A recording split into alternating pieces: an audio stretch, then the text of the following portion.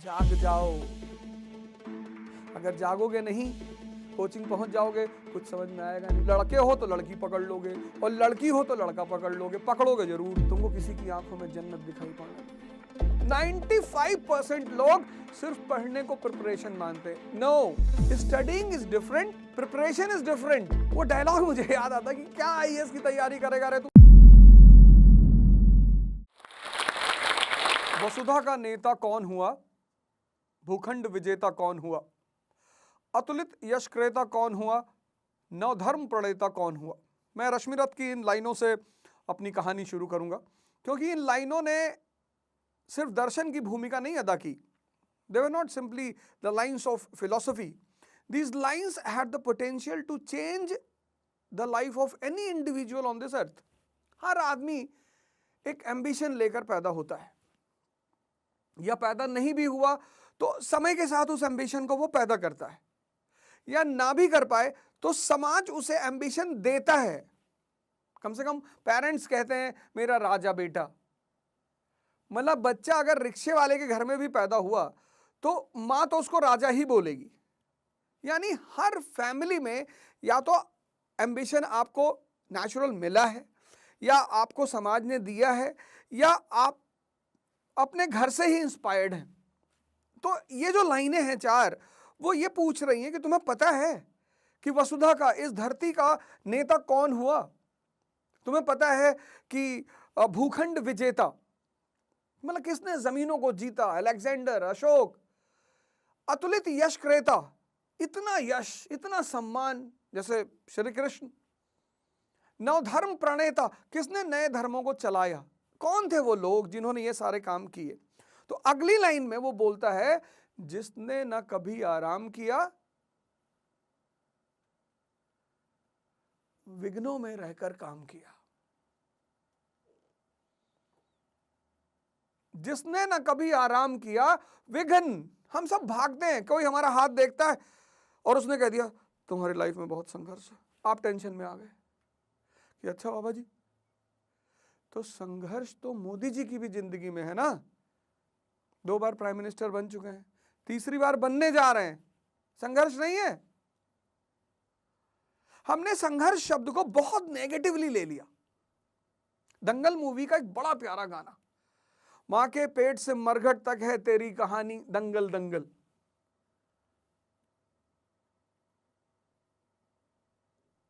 Theme song है वो, theme. मुझे वो थीम सॉन्ग इतना अच्छा लगा कि मां के पेट से मरघट तक। तो संघर्ष जो है वो जीवन का एक अहम हिस्सा है। आपको नहीं करना, आप हिमालय चले जाओ, बचोगे नहीं। अगली लाइन फिर कहती है कि जीवन में विघ्न जब आते हैं, सोते से हमें जगाते हैं। This is the duty of struggle. जीवन में विघ्न जब आते हैं, सोते से हमें जगाते हैं। क्या करते हैं?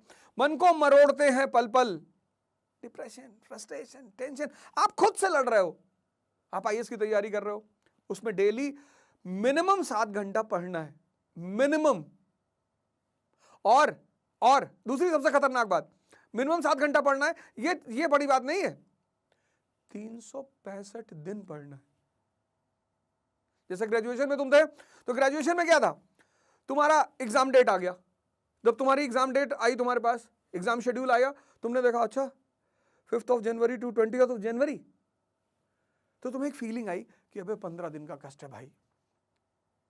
28 जनवरी को चलेंगे TLF मॉल, मूवी देखेंगे, चिल करेंगे। तो आप सोच लेते हो कि यार 15 दिन का कष्ट है भाई। लेकिन यूपीएससी की तैयारी में 15 दिन का कष्ट नहीं है, 7 घंटे 365 दिन, 7 आवर्स 365 डेज। ये चैलेंज है यूपीएससी का। तुम 15 दिन डिसिप्लिन रह सकते हो दबाव में, 20 दिन रह सकते हो, 1 साल। 95% लोग जो आईएएस की तैयारी में मार खाते हैं, वो इसीलिए खाते हैं। किसी भी काम को जब करना हो ना, उस पर होमवर्क करो पहले। पता करो ये क्या है, यूपीएससी क्या है, तुम यूपीएससी देना चाहते हो, क्या है ये, इसका सिलेबस क्या है, ये मुझसे क्या जानना चाहती है, कोचिंग क्यों जाना चाहिए। तुम बिना क्या जाने कूद पड़ते हो। जैसे कुछ लोग स्विमिंग पूल में तैरते हैं सोसाइटियों में, मैं उसको तो तैरना मानता ही नहीं। फिर उनको एक इल्यूजन होता है कि हम तैर लेते हैं, जाके गंगा में कूद गया बनारस में। अब पानी के अंदर तो वाटर करंट होता है, नदी के अंदर अंडर करंट होता है, एक तो करंट, और ऊपर से क्या होता है, नदियां कटान करती हैं, जमीन को काटती हैं, तो छोटी छोटी केव्स होती हैं पानी के अंदर। कभी कभी उसी केव्स में आदमी घुस जाता है, फिर वो हाथ पैर मारता है,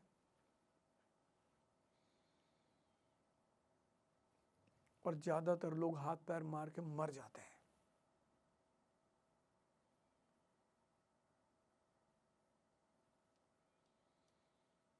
किसी चीज को करना चाहते हो उस पर होमवर्क करो, R&D करो, टाइम दो उसको। सिविल सर्विस एग्जामिनेशन भारत का एक ऐसा एग्जामिनेशन है जिसको एक ऐसा वर्ग चाहिए, एक ऐसा क्लास चाहिए जिसको प्रैक्टिकल यूटिलिटी ऑफ सब्जेक्ट्स पता हो, थ्योरेटिकल नहीं, प्रैक्टिकल। 1950 की इंडियन इकोनॉमी, 1991 की इंडियन इकोनॉमी और 2040 की, हम कहां थे, हम कहां पहुंचे, कहां जाना चाहते हैं, ये उसकी डिमांड है। लेकिन ये चीज समझने के लिए जो थियोरेटिकल पार्ट ऑफ इकोनॉमी है वो तो समझना पड़ेगा। Studying is different, preparation is different. Studying का मतलब आपने नेशनल इनकम चैप्टर को तैयार किया, दैट इज स्टडीइंग। आपको पता चला जीडीपी क्या है, आपको पता चला जीएनपी क्या है, आपको पता चला एनडीपी क्या है, ये सब आपको पता चला, ये स्टडीइंग है, फर्स्ट पार्ट। सेकेंड पार्ट ये है कि आपको ये पता चला कि 1950 में इंडिया की जीडीपी क्या थी, कहां कहां से आती थी,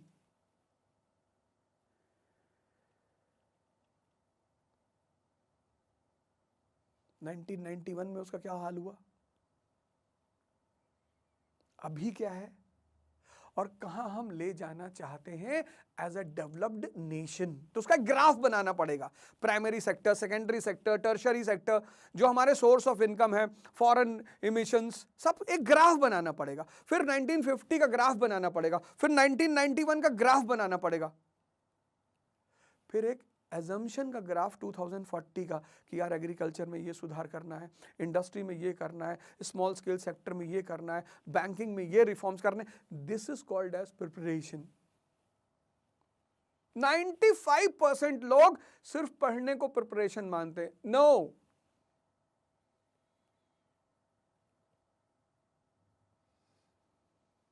जीवन में विघ्न जब आते हैं सोते से हमें जगाते हैं।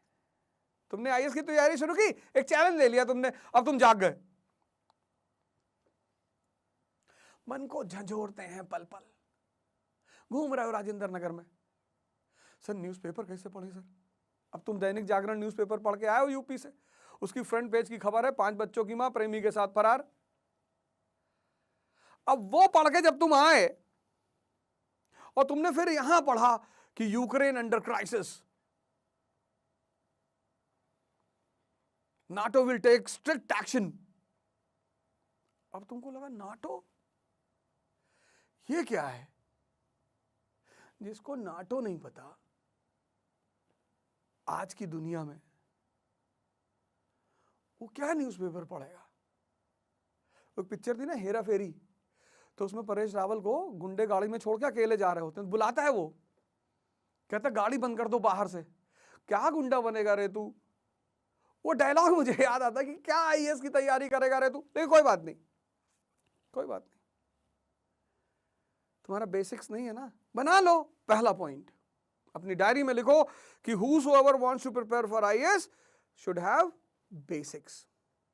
क्योंकि ज्यादातर लोग क्या करते हैं, 10th के बाद ह्यूमैनिटीज छोड़ देते हैं, तो आपको पता नहीं what is economy, what is geography, what is polity. This is the first step which you have to follow.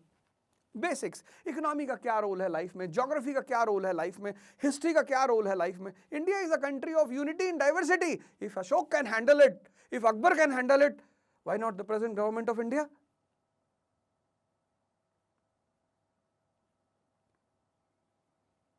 उस डाइवर्सिफाइड भारत को अगर अशोक हैंडल कर सकता है, अकबर कर सकता है, तो आज की भारत सरकार भी कर सकती है। इसलिए पढ़ना है। जीवन में विघ्न जब आते हैं, सोते से हमें जगाते हैं। तैयारी शुरू करो तो जाग जाओ। अगर जागोगे नहीं, कोचिंग पहुंच जाओगे, कुछ समझ में आएगा नहीं, और दिमाग खाली रह नहीं सकता। तो लड़के हो तो लड़की पकड़ लोगे, और लड़की हो तो लड़का पकड़ लोगे, पकड़ोगे जरूर। तुमको किसी की आंखों में जन्नत दिखाई पड़ने लगेगी कि आंखें नहीं है। जब भी हमारा मन हमारे गोल, मन शांत नहीं रह सकता ना। कुछ चीजों जैसे हर बॉडी पार्ट्स के अपने फंक्शंस हैं, किडनी का फंक्शन है, लीवर का फंक्शन है, हार्ट का फंक्शन है, ऐसे मन का भी फंक्शन है। वो शांत नहीं हो सकता। या तो कोमा में शांत होगा, या तो मरने पे शांत होगा, परमानेंट शांत हो जाएगा। वैसे वो शांति नहीं हो सकता। तुम करके देखो, आंख बंद करके देखो, शांत करके देखो, तुम पागल हो जाओगे। तुम मन को रोक नहीं सकते।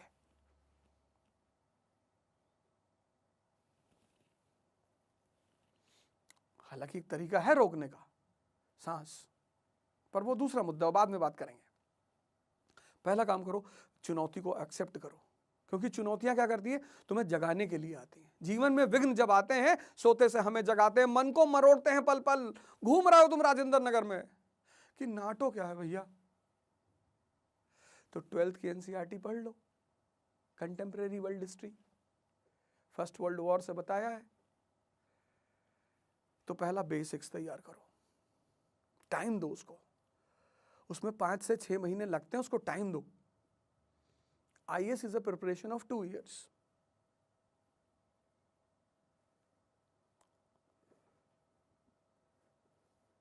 मन को झंझोड़ते हैं पल पल, तन को, मन को मरोड़ते हैं पल पल, तन को झंझोड़ते। नींद नहीं आएगी तुम्हें।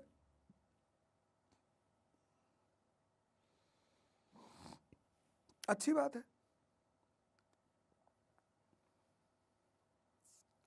अब तुम अगर ये सब चीजें खुद से नहीं कर पा रहे हो और एक अच्छी गाइडेंस चाहते हो, किसी कोचिंग को पकड़ लो। कोचिंग सारी अच्छी होती है इस दुनिया में, सारे टीचर अच्छे होते हैं, सारी कोचिंग अच्छी होती है। तुम किससे क्या ले सकते हो ये तुम पे डिपेंड करता है। महमूद गजनी मकड़े से सीख लेता है। मकड़ा जाला बनाते बनाते गिर रहा है, फिर उठ रहा है, फिर गिर रहा है, फिर उठ रहा है, फाइनली वो जाला बना ही लेता है। वो उससे सीख ले रहा है। सीखना is a art, learning is a art.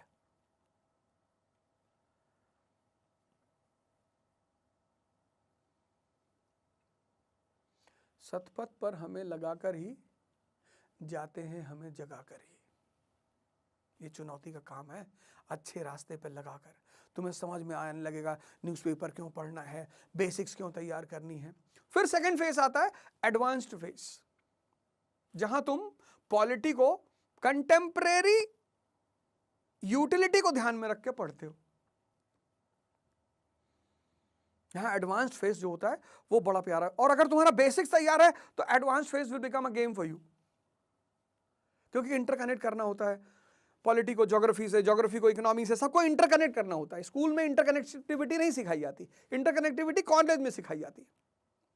और फिर रिसर्च में क्या होता है, यूनिवर्सिटी में क्या होता है, डिफरेंट एस्पेक्ट्स। जैसे किसी चीज को हम कम्युनिज्म के पर्सपेक्टिव से देख सकते हैं। जैसे गांधी का नॉन कोऑपरेशन मूवमेंट है, हम उसे कम्युनिज्म के पर्सपेक्टिव से देखें कि कम्युनिस्ट हिस्टोरियन क्या बोल रहा है, नेशनलिस्ट हिस्टोरियन क्या बोल रहा है।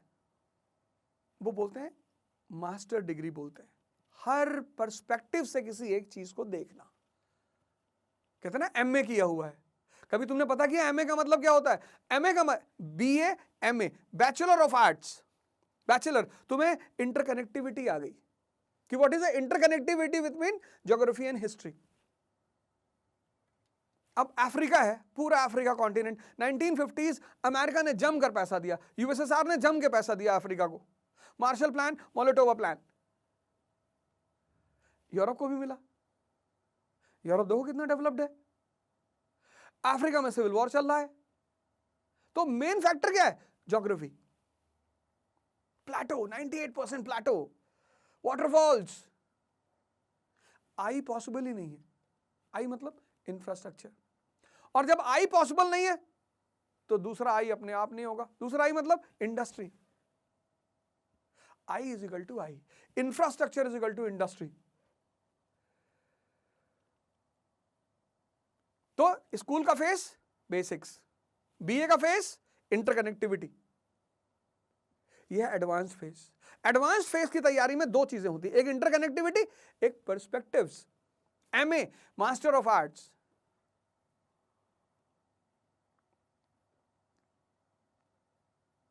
ये मेंस का फेस होता है। कोचिंग के साथ चलो, 10 महीने की कोचिंग है ना, class work homework, class work homework, class में खत्म हुआ नेशनल इनकम, तुम घर पे आओ यहां हजम करो। तुम ये करते ही नहीं,